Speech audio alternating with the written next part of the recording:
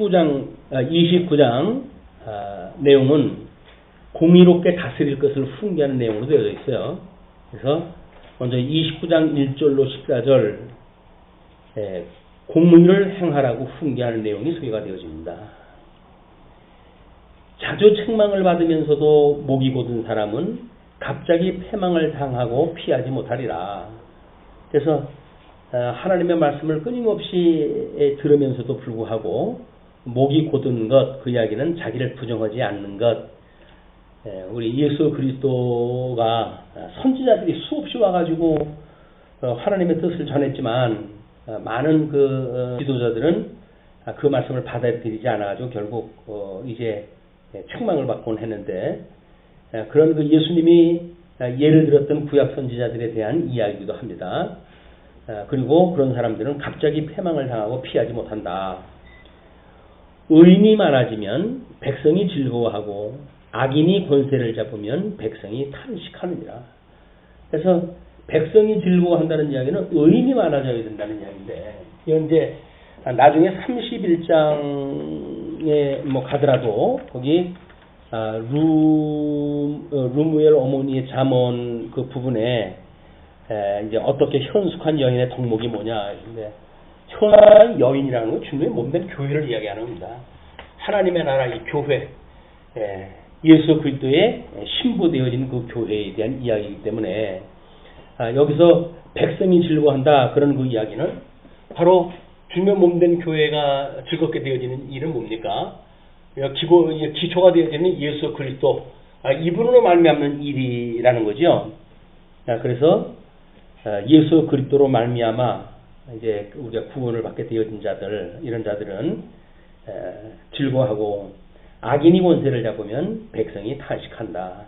그래서 율법주의를 압제하고 행위를 강조해가지고 성도들로 하여금 어렵게 만들고 하는 자들에 대한 이야기예요. 지혜를 사모하는 자는 아비를 즐겁게 하여도 창기와 사귀는 자는 재물을 잃느니라. 마찬가지죠. 끊임없이 하나님의 나라의 통치 방식은 이게 말씀으로의 통치입니다. 말씀. 우리 교회의 표지에 대해서도 또 은혜를 받는 방편에 대해서도 말씀이 끊임없이 등장하는 이유는 끊임없이 뭐 잠언에서도 지혜에 대한 이야기고 그런 그 이야기입니다. 왕은 정의로 나라를 경고하게 하나, 정의, 하나님의 그 공의죠. 그걸로 나라를 경고하게 하지만 뇌물을 억지로 내게 하는 자는 나라를 멸망시키느니라. 그래놓고도 뇌물이 아니냐고 오르발 내미고 그래요. 억지로 내게 하는 것들이 다 뇌물인데도 불구하고 이웃에게 아첨하는 것은 그의 발 앞에 그물을 치는 것이니라. 그래서 이웃에게 듣기 좋은 소리로 하는 그 일은 결국은 걸려 넘어지게 하는 그런 그 일이기 때문에 하나님의 말씀으로 해가지고 우리가 피차 가르치는 일은 중요하다. 듣기 좋은 이야기야 무슨 뭐 세상 사람들도 다 그러고 사는 건데, 성도라고 한다면 가르치는 일로 우리 피차 가르치는 복음으로 우리가 함께 교제를 나누는, 진리와 함께 기뻐하는 이런 그 성도의 삶이 되어져야지 그냥 이웃에게 듣기 좋은 소리를 한다는 이야기는 넘어지게 만드는 일이나 똑같다. 악인이 범죄하는 것은 스스로 올무가 되게 하는 것이나 의인은 노래하고 기뻐하느니라. 범죄하는 것은 스스로 올무가 되어서 넘어지고 있지만 하나님의 나라에 주님의 몸된 교회의 아름다운 모습, 여기는 이제 범사에 감사하고 항상 기뻐하고 그다음에 쉬지 않고 기도하고 그것이 우리 예배의 형식 안에 이제 예배, 항상 기뻐하는 사람들이 찬송을 부르는 겁니다. 그리고 항상 감사하는 사람들이 우리 극한 가난에도 불구하고 연보가 넘치게 하는 이런 그 연보 행위가 가능한 거죠. 그러니까는 어떻게 주님의 몸된 교회에 우리가 감사하는가? 뭐 말로야 뭐 우리가 100번 감사하죠. 말로 그치는 것이 아니라 우리가 어떻게 나의 것을 버림으로 해가지고 신앙으로 고백하는가라고 하는 것이 스스로 우리들한테 이런 그 믿음의 열매로 나타나는 일이라는 거죠. 그래서 우리가 기도, 그 다음에 찬송, 연보, 이것이 교회 예배의 세 가지 구성 조건이라고 그렇게 이야기했어요. 말씀 포함해가지고 네 가지. 그리고 의인은 가난한 자의 사정을 알아주나 악인은 알아줄 지식이 없느니라. 그래서 의인, 우리 예수 그리스도는 가난한 자, 그런 자들에게 말씀을 증거를 갖다 해주고 그래 새 생명을 얻게 해주시지만 악인은 그런 걸 알아줄 지식이 없어요. 율법을 강조하고 이렇게 되어지는 것이 악인의 모습들이었다. 거만한 자는 성읍을 요란하게 하여도 슬기로운 자는 노를 그치게 하느니라. 마찬가지 이야기죠. 거만한 자, 예수 그리스도를 무시하는 자, 하나님을 업신여기는 자, 이런 자들은 교회를 시끄럽게 만드는 거예요. 교회의 말썽쟁이들은 전부 말씀을 모르는 자들입니다. 그리고 자기네들이 알고 있는 이치를 가지고 시비를 가리려고 그래요. 그렇기 때문에 싸움이 그치질 않아요. 노가 끝나질 않아요. 그러나 슬기로운 자는 노를 그치게 한다. 예수 그리스도가 양변약을 상실했던 언약자손들에게 회복을 갖다 해주시는 원리이기도 하죠. 지혜로운 자와 미련한 자가 다투면 지혜로운 자가 노하든지 웃든지 그 다툼은 그침이 없느니라. 말이 조금 이상하지 않습니까? 지혜로운 자와 미련한 자가 다투면 원어적으로는 그렇대요. 여기서 지혜로운 자가 그가라고 하는 그 대명사로 되어져 있답니다. 그런데 이제 우리 개혁성경에서는 그걸 지혜로운 자로 번역을 갖다 했기 때문에 지혜로운 자가 노하든지 웃든지 그 다툼은 그침이 없다라고 이야기를 하는데 이거는 지혜로운 자가 아니라 오히려 첨가해서 번역을 하려면 미련한 자로 번역을 해야 된다. 뭐 이렇게 주장하는 자들이 있다고 그래요. 근데 의미를 알고 보게 되면 지혜로운 자가 됐든 또는 미련한 자가 되어졌든 그 뜻이 틀리지가 않아요. 우리는 그 의미적으로 보니까. 왜? 지혜로운 자와 미련한 자가 지금 다투는 거예요. 다투는데 지혜로운 자가 노하든지 웃든지 그 다툼은 그침이 없다. 그러니까 지혜로운 자가 노하든지 웃든지 미련한 자가 지 생각대로 하기 때문에 그침이 없다는 거예요. 또 미련한 자로 만나가 늑대와도 마찬가지죠. 그 미련한 자가 노하든지 웃든지 그 다툼은 끝이 없다는 거예요. 자기가 뭐 논리적으로 승리를 갖다 해가지고 웃든지 아니면 지 성질대로 안 돼서 노를 갖다 하든지 다툼은 여전히 끝이 없는 거예요. 그러니까는 시비를 가리게 좋아하는 자들 이 교회는 여기는 시비 없어요. 늘 시비에 엇갈리게 되어 있는데 시비. 뭐 옳고 그름을 따져가지고 뭐 자기도 옳지도 않아요. 사실은 따지고 보면 그 나물에 그 밥이죠. 그런데도 불구하고 자기를 기준으로 해가지고 옳으니 그르니 하니까는 교회가 풍파 끝이 안 나는 거예요.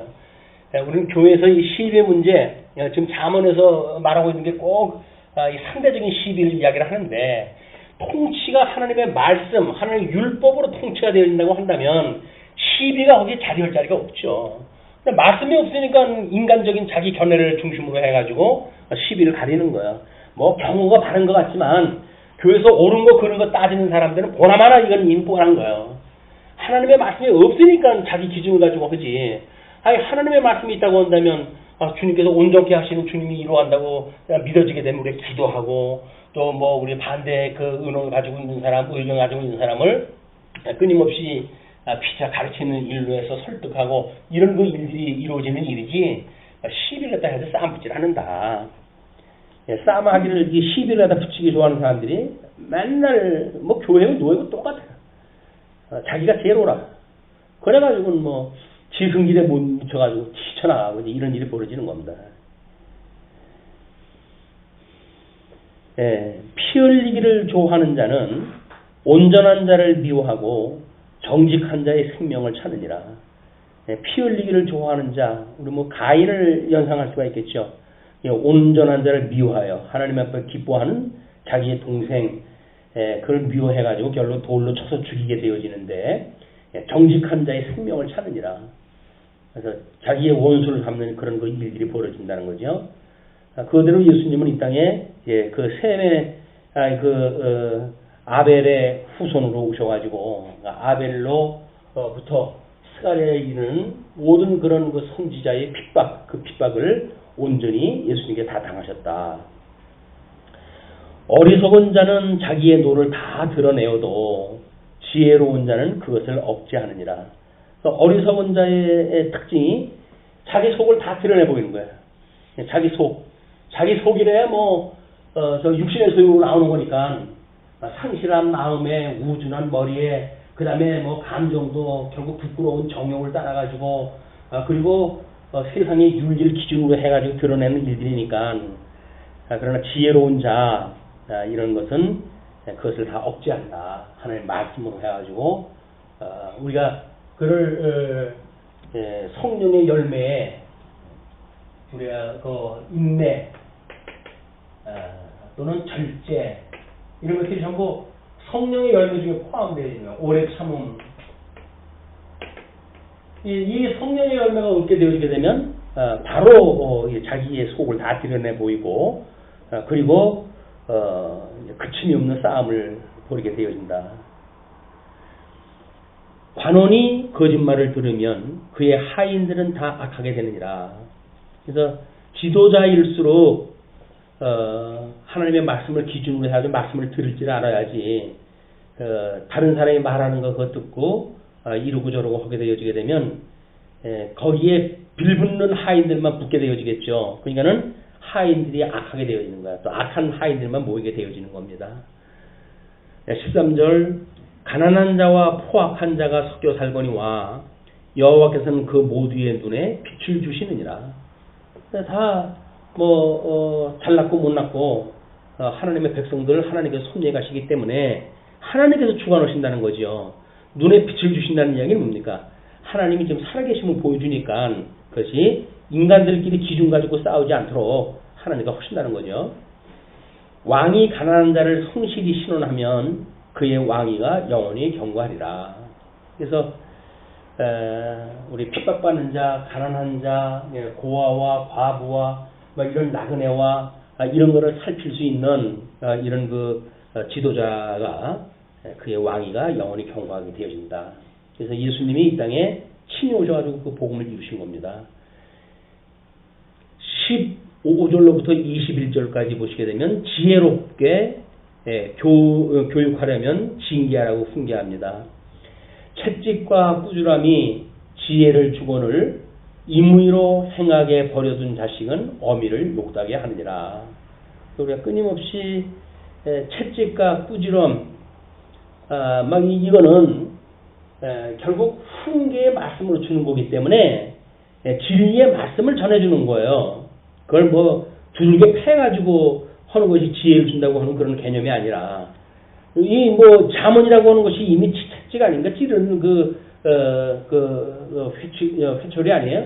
그렇기 때문에 채찍과 꾸지람 이건 자문이 우리도 이 죄 안에 있는 성도들에게 또는 언약 백성들에게 하나님의 말씀을 깨달을 수 있는 이런 그 말씀만이 지혜를 주거늘 임의로 행하게 버려둔 자식은 어미를 욕되게 하니라. 이것이 5번째 계명에 대한 교훈이기도 합니다.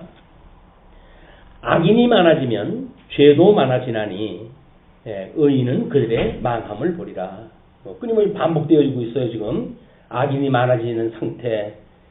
그래서 주님의 몸된 교회에 말씀이 없어지게 되어지게 되면 아주 우스운 집단이 되어버리고 마는 겁니다.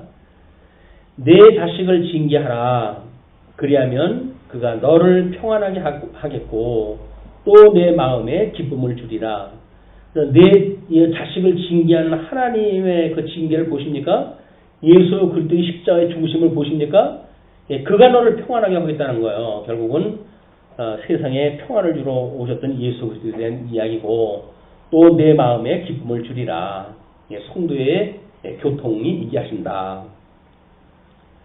18절 묵시가 없으면 백성이 방자히 행하거니와 율법을 지키는 자는 복이 있느니라.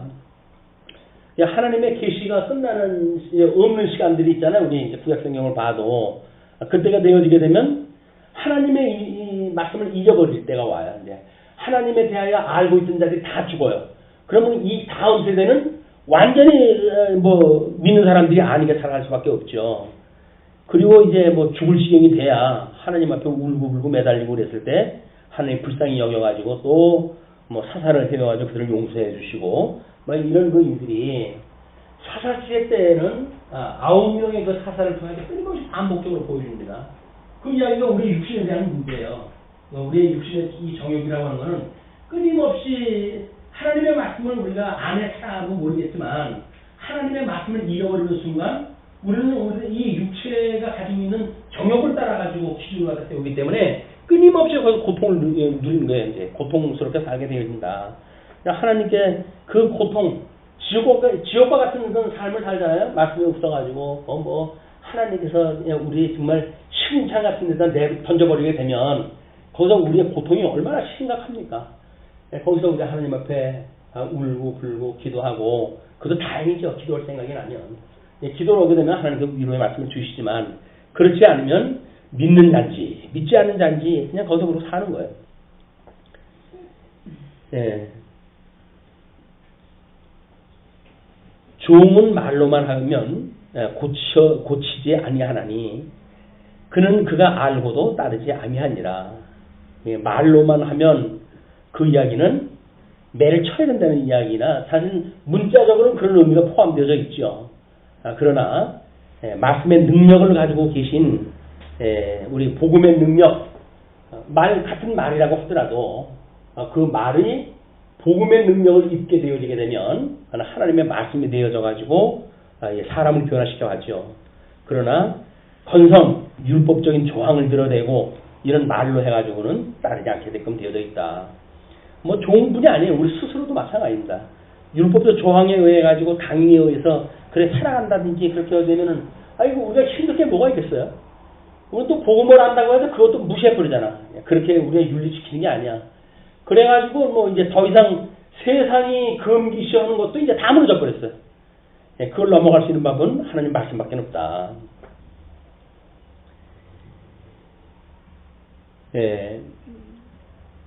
20절 내가 말이 조급한 사람을 보느냐 그보다 미련한 자에게 오히려 희망이 있느니라. 말이 조급한 사람, 이 인내가 부족하고 오래 참지 못하고 자기의 그 생각을 바로 쏟아내가지고 자기 속을 드러내다 보면 미련한 자, 그런 자들이에요. 이런 사람은 조급한 사람이라고 이렇게 이야기하는데 오히려 그 조급한 사람보다는 미련한 자에게 희망이 있다고 그래요. 미련한 자는 우직스러워가지고 참견 하잖아. 그런 자들에게 나중에 이제 때가 되면 하나님의 말씀에 들어오게 되겠지만 조급한 자는 자기가 사고를 치고 말게 되어집니다.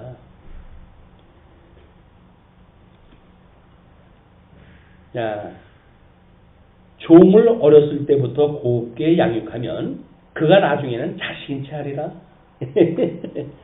참 사람의 심리의 말씀을 어떻게 이렇게 꾀해가지고 하셨는지 모르겠어요. 우리가 종을 우리는 어떤 도시가 기독교화되잖아요. 그러면 기독교 문화에서 그들은 출생을 해요. 사실은 그들이 기독교 문화 속에서 살았기 때문에 복음을 깨닫고 기독교인이 된 게 아니에요. 그냥 기독교 문화에 살기 때문에 기독교인이 된 거예요.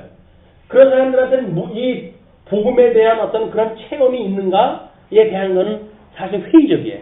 문화가 다르고 사니까 그냥 그렇게 산 거지. 뭐 우리도 마찬가지예요. 유교권 아래서 살 적에는 그냥 사람이 그렇게 살려니 없는 게 사는 거지. 그 사람들이 무슨 남편을 하늘같이 여기 때문에 그렇게 살았겠어요. 뭐로 살았겠어요. 그렇게 사는 게 인간의 도리려니 그냥 그렇게 사는 거예요. 유교 문화권에서 태어났기 때문에. 근데 세상에 맡기게 다 버려버리잖아요. 내가 쏘았다 그러고 다 버려버리잖아요.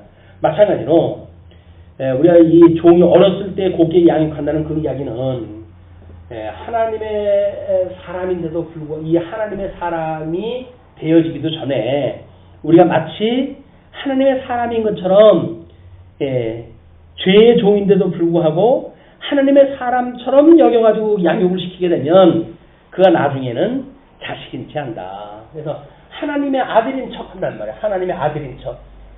그게 유대주의자들이에요. 율법주의자들이에요. 자기네들의 선민국가의 그 하나님의 아들이라고 생각이 드니까는 많은 사람들 자기가 기준 줘가지고 뭐 정지하고 다 그러지 않습니까? 다 그런 그 자들을 이야기하는 거다. 22절로부터 27절까지 겸손히 여호와를 의지하라고 훈계합니다. 노하는 자는 다툼을 일으키고 성내는 자는 범죄함이 많으니라. 예, 노하는 자는 다툼을 일으킨다 그랬어요. 노는 시비 걸다가 이제 시작되는 거기 때문에 예, 그리고 성내는 자, 뭐 분내는 자, 노하는 자, 뭐 다 같은 개념입니다. 성내는 자는 범죄함이 많다.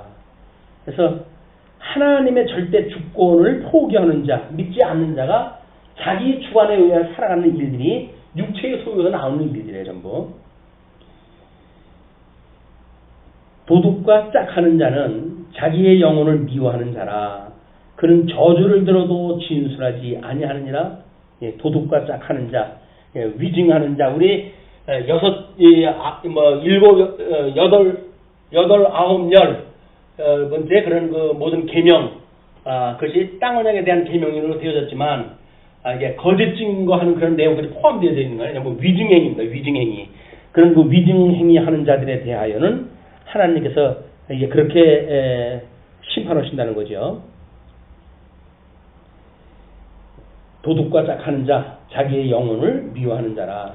그는 저주를 들어도 진술하지 않으냐 아니라 계명을 우습게 여기는 자. 사람을 두려워하면 올무에 걸리게 되거니와 여호와를 의지하는 자는 안전하리라. 그래서 우리들이 위협받는 거, 다른 사람들한테 올무에 걸리는 게 뭐예요?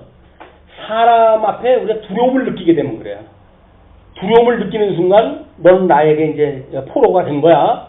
그렇게 해가지고 우리를 갖다 이제 공격을 다 해들어오는 거거든요. 그건 사람뿐만이 아닙니다. 우리가 죄에 대한 것도 마찬가지야. 하나님 앞에 죄를 졌을 때 하나님 앞에 우리가 사죄함을 구할 일은 있지만 만약에 율법이 우리들한테 이 정죄를 갖다 해온다든지 하게 되면 우리는 담대함을 얻어 맞서지 않는 한 우리가 얻었던 자유를 잃게 되어져요. 그래서 이 올무에 걸리게 되어진다. 우리 그 믿음의 선배들이 너 예수 믿지만 예수만 증거하지 마라 라고 이야기했을 때 만약 그들을 두려워했다고 한다면 올무에 걸리고 말았겠죠. 그러나 여호와를 의지하니까 너의 말을 듣는지 하나님의 말씀을 듣는 것이 옳은 건지 너희들이 판단하라 라고 하는 그런 그 담대함을 보였다. 주권자에게 은혜를 구하는 자가 많으나 사람의 일의 작정은 여호와께로 말미암느니라. 그래서 눈에 보이는 그런 그 주권자에게 은혜를 구하고 그렇지만은 사람의 일의 작정은 여호와께로 말미암았다.